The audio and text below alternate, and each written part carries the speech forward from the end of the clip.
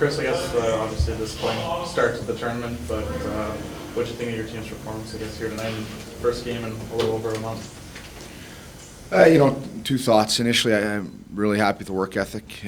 We talked about skating through the rust, and I thought we did that okay. The guys put in effort in honest day's work, but execution's got to be better. The one area of the game that I thought we lost significantly was that kind of that house area, if you will, that 60-foot radius around the net. That they just outperformed us in that area. Owen, how would you say the layoff affected you tonight? We were well rested. Everyone's healthy in our room. First few shifts, had to shake the rust off. That was a good team over there. I think as the tournament goes on, we'll be better. I guess, Chris, what did you see from your power play here tonight? Obviously going 0 for 7 or whatever it was, but getting chances, but just not executing. Yeah, we expected some rust. I know we didn't talk about it with the guys, but West Kelowna plays the penalty kill a lot different than anybody in the SJHL. We prepared for it, but at the end of the day, we just weren't able to capitalize on our opportunities. The guys followed the plan. Again, execution and we just again, the net front presence got to be better. Probably got to capitalize on second opportunities. Would you say those 2 quick goals in the second within a minute of each other, do you see any breakdowns on those? Or? Well, the first one was just a bad play. Their guy called for the pass. Our guy gave it to him, and he put it in the net. No questions asked. The next one was, again, that net front play's got to be better. They found a way to get a puck through from the top, and our D-man lost a stick, and it was a tap-in. Goalie did his share. We just got to make sure we're picking up sticks at the net front. I guess the nice thing in a tournament format like this is now you have a quick turnaround tomorrow night against Portage. How do you quickly prepare for a brand new opponent? The beauty of Portage is there's not a lot of secrets. They play a little more of a typical SJHL style, whereas West Kelowna, we had to be mentally prepared for a few different things. Portage is every bit as tough a test, but they're just more familiar as far as the way they play the game. So first things first, we gotta put this one behind us. It's not like we were just left scratching our heads in tonight's game. We knew exactly where we went wrong. We knew exactly what we got to be better at. So it's not like we got to retool anything. We just need to come and be better and execute. Owen, just for the team, what were the nerves like heading into this first game there, and how did getting this one under your belt help you guys? Before the game started, you could tell the room was everyone was nervous. So, especially a tournament like this, I think it'd be weird if you weren't having a little bit of nerves. But getting this one under our belt and looking forward to tomorrow, I think nerves will mostly be all out of us. Owen, how was it like playing in this atmosphere? Almost packed house for cheering on you guys in your first game of the tournament.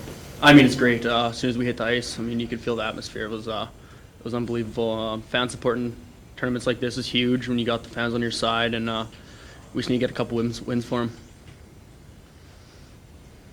Chris, you said you have to play differently, I guess, because West Kelowna has a bit of a different setup on short-handed and power play stuff. Did you put something together for each team, like something that you before? Not necessarily something together for each team. The key is to play our game and our guys focus on what we do. West Kelowna they just play such a passive penalty kill. They sit back, they fill lanes very well, and they block shots. You saw it tonight. Even with the adjustments we made, they were able to block a lot of shots. And the bottom line for me is that we focus on our game plan. We made some adjustments for every team as we always do, just slight adjustments. Here little tweaks here and there, but our plan is our plan, and our team's makeup is our team's makeup, and West Kelowna had a couple things that we wanted to tweak against, and I thought the guys did a pretty good job of buying into that. It just comes down to banging in rebounds and a couple little things, just finishing on our opportunities. Chris, just as an aside, I realize I'm doing a piece on Daniel Waffle. He's had a bit of a roller coaster year, I guess you could say. What was the chain of events that allowed him to end up with you? Yeah, honestly, I'm in the dark on some of it. I think it started early in the year with the young goaltender Regina playing as well as he did. I felt it seemed to me that Daniel saw the writing on the wall where he was almost an equal to a younger player, and the first time this got my attention was a conversation with John Paddock, and essentially he asked me who had Daniel Wapple's list rates in the SJHL, and within a day we did. The writing was on the wall at that point, and I'm not sure who was steering the ship on that. It doesn't much matter to me. At the point that he got traded out to Vancouver, we kind of thought that maybe there was a chance that he'd end up coming back home, and that maybe he wasn't interested in going out to Vancouver. They got a good program there, but being a 20-year-old guy who's been through it for as long as he has, it almost seemed as if it was a waste of time for him. That wasn't my opinion. It just seemed as though that's maybe how he thought of it. And one thing led to another, and we got a phone call on January 10th saying that he was available. He was still on our protected list, and we'd been keeping an eye on it, obviously. And as a result, we decided to make that move. The Giants announced at the time or at some point that he was injured and would be sitting out the rest of the season. He doesn't look healthy. There was an injury there, and in fact, we were real careful when we brought him in. It still lingers. I'm not sure why that announcement was made. I know those guys out there pretty well, and I never heard anything about a season-ending injury from them.